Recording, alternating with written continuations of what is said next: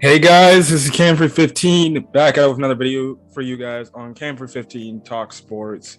And obviously, I haven't been talking much NBA news on the channel. This is actually my first NBA video on the channel because truly there's nothing really left, nothing to talk about for the NBA as of now. Now, I will probably make a video regarding my thoughts on the NBA and where, in terms of like, how at the mid-season point after the All-Star break, happens, I'll give my thoughts. I think I'll have my uncle Daryl show up on that video, who's been a frequent co-host in terms of the NFL playoff recaps and everything.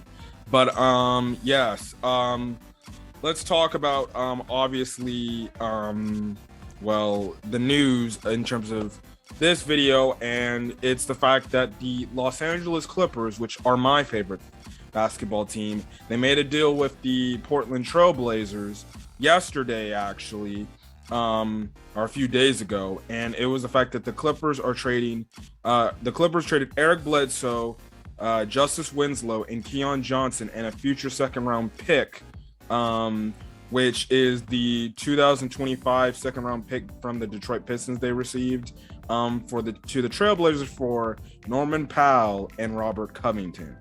That was the first domino to fall in, the NBA trade deadline coming up and everything. So I'll talk about where both deals could go for the team and stuff like that. So yeah, okay.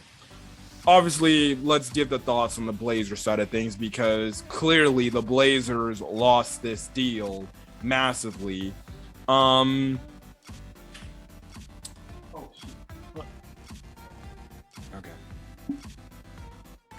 Okay, sorry for that quick cut. Sorry for that. Anyways, as I was saying, let's talk about the Blazers side of things. So the Blazers clearly lost this deal.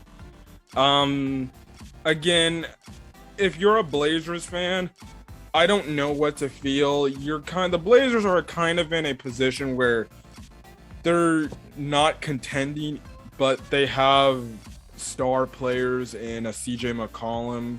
But I don't consider CJ McCollum a star player. I kind of call him a very good basketball player. Damian Lillard's clearly the superstar of the team.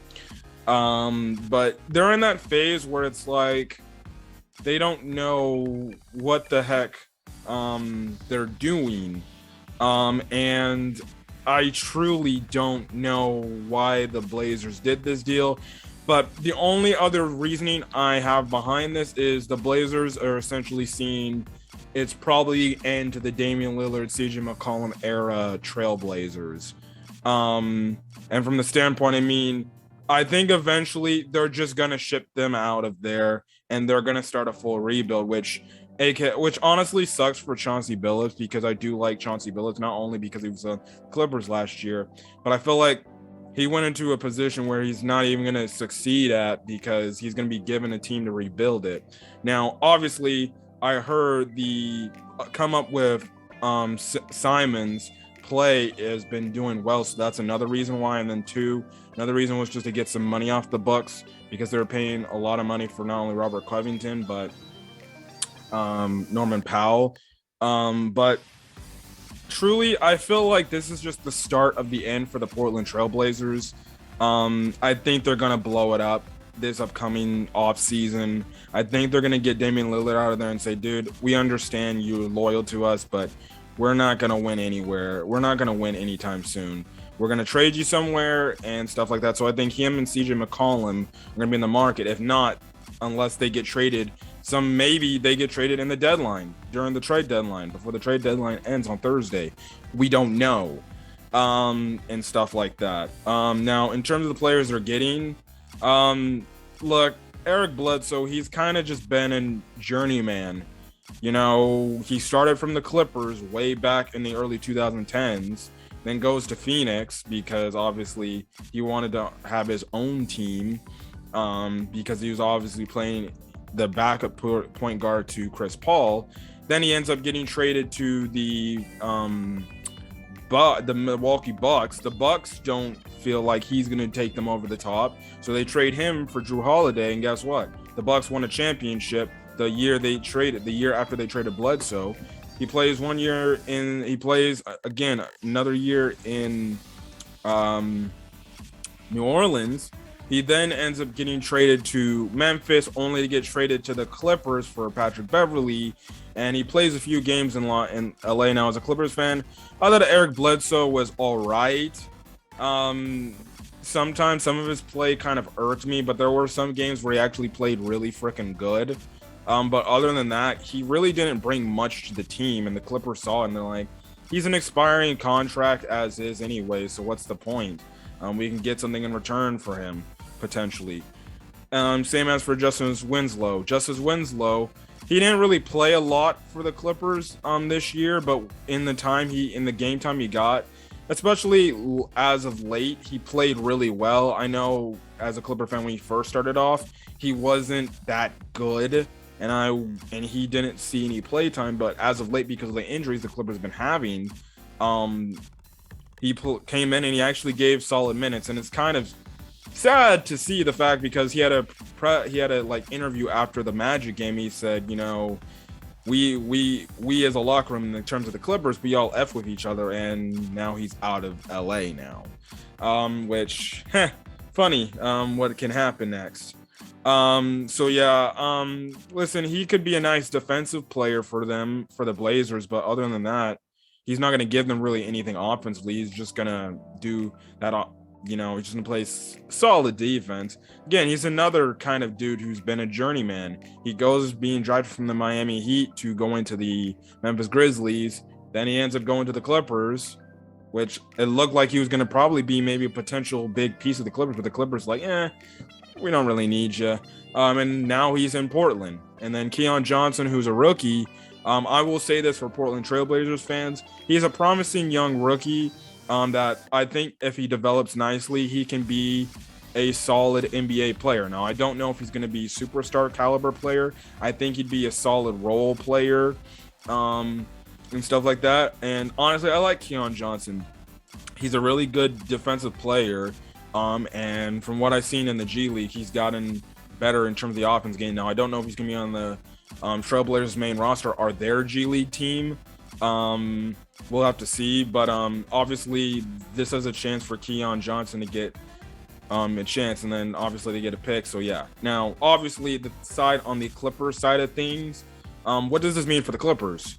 What it means for the Clippers is they're going all in now. Not all in for this year, because as a Clippers fan, personally, my idea is punt on this season because Kawhi Leonard's hurt and then Paul George is hurt now. There is rumors and speculations that they could come back, but personally, if you ask me, I would just shut Kawhi Leonard down and Paul George down for the rest of the season and take a chance next year.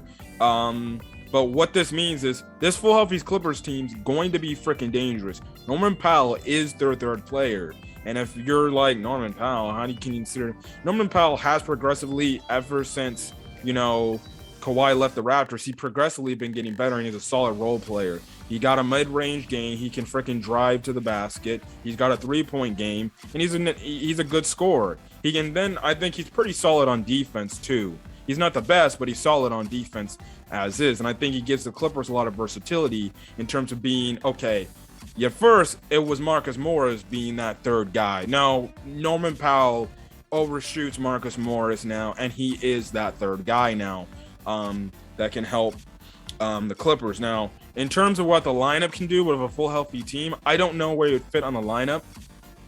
I'm guessing the ideal lineup, if it was a healthy Clippers team, would be, I guess, Reggie Jackson at the 1, Paul George at the 2, or unless you want to switch Norman Powell at the 2, Paul George at the 3, Kawhi at the 4, and then Zubac at the 5, and then you have guys like Kennard, T-Man, Morris,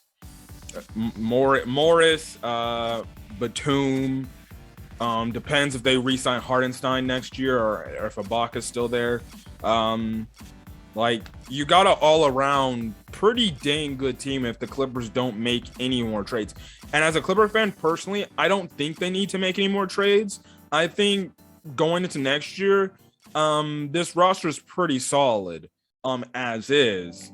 And we'll see what to do. The rumors is that they could make more moves. We'll see. But if I was me, I'd honestly kind of stay pat. I think the Clippers just set themselves up for next year. So when Kawhi Leonard and Paul George do come back, they're instant title favorites. Now, title favorites, title contenders, they're up there. And again, this is a move that puts the Clippers on the clock of, okay, even as a Clipper fan, I have to say, okay, you guys should have the pieces now to work with. Go out there and go win a title. Now, if you ask me, and I'm just being objective, I think if Kawhi Leonard doesn't get hurt in the Jazz series, I think the Clippers go all the way to the finals against the Bucks, and I think they more than likely beat Milwaukee probably in 6 or 7 games. And you could say, why do you believe that? Because I think Kawhi Leonard could have did a solid job enough at guarding Giannis, and they could have the Clippers, could have thrown a lot of different defenders on Giannis, and I think they would have I think they were the one team that could actually go up against the Milwaukee Bucks and actually do really good against them. So yeah. Now I also forgot to talk about Robert Covington. Robert Covington, I think he's a solid defender. Now his offensive game isn't that really good, and it's kind of shaky from what I hear. He does have a 3-point shot. It's just not consistent. But truly, if he's not checking up shots like crazy and he's just focusing on the defense, then I'll take it. Now he's an expiring contract at the end of this year. I don't know if the Clippers will re-sign him going to next year and just say maybe do that. Now I could look at it, they maybe re-sign him if they trade away say a Marcus Morris. If they trade away a Marcus Morris, I definitely could see him just replacing the role of Marcus Morris. So yeah, that's the only guy potentially could see them trading, but yeah, that's kind of it. But like I said, as for this move with the Clippers, it just puts them in the thing for next year when this team's fully healthy. Listen, you guys got the front office, we got you the pieces now. Go out there and go win us a title now. We got a backup third guy, so if in case either a Paul George or Kawhi Leonard ever goes down because of injury, guess what? You have another guy that can step into that second star role in a way and at least give you a good 18 points on the on whether it's on the bench or just another 18 point per game scorer, essentially, that can fill in for Paul George and Kawhi Leonard if they either sit out because of load management or they're hurt and stuff like that. So I think the Clippers did a good deal here. They absolutely fleeced the Trailblazers. You would think the Blazers would ask for more, but the Blazers literally just gave the Clippers a birthday present with utter ease. Now, I don't know why the Blazers didn't do that. Why the Blazers did this deal. They should have maybe asked for another promising player. Like, honestly, should probably ask for more promising players than an Eric Bledsoe and Justice Winslow. They're both kind of on the last year of their deals. And even though you get a promising rookie in Keon Johnson, Bledsoe and Winslow could be out of there because they would see, like, what's the point of playing here? And that was funny enough because they showed on the Trailblazers picture yesterday, all three of them did not look happy to be there. And I wouldn't blame them. The hell you go all the way from Los Angeles now to Portland, Oregon? Like, yeah, that's not enticing, man. I would be depressed too. Going all the way from the glitz and glamour of Los Angeles to now boring Portland, Oregon. Never been to Oregon, nor do I know, but it seems like it's a boring country state, essentially. So yeah, but listen. I think this is a good deal for the Clippers. Puts them in title contention next year. And I made a tweet. Teams in the West better watch out. I'm telling you, they're sleeping on the Clippers for next year because they think the Clippers are going to be good. Trust me, the Clippers are going to come back with full fury next year, and they're going to go out and they're going to prove why they're going to be one of the best teams in the league. And I hope, for my sake as a Clippers fan, next year is the year we win the chip. I would have believed we would have won the chip last year, and guess what? I wouldn't have to care anymore. But that's just me. But other than that, yeah. And again, for the Blazers, for Blazers fans, listen, I think it's the end of an era. You guys are going to be blowing it up real soon. So yeah, but other than that, guys, leave a like in the video if you like this video. Put in the comment section your thoughts on this move. Do you like this for the Clippers? What are your thoughts on this for the Blazers? Does this mean this is leading to Damian Lillard and CJ McCollum essentially being shipped out of town too?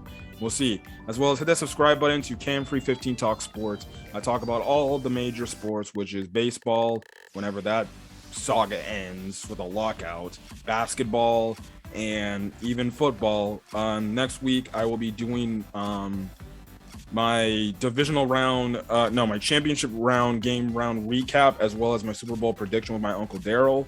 And yeah, but other than that, I'll also be making more news in terms of the trade deadline deals that go on and give my thoughts. But other than that, guys, I'm gonna catch you guys later. Till then, guys, peace.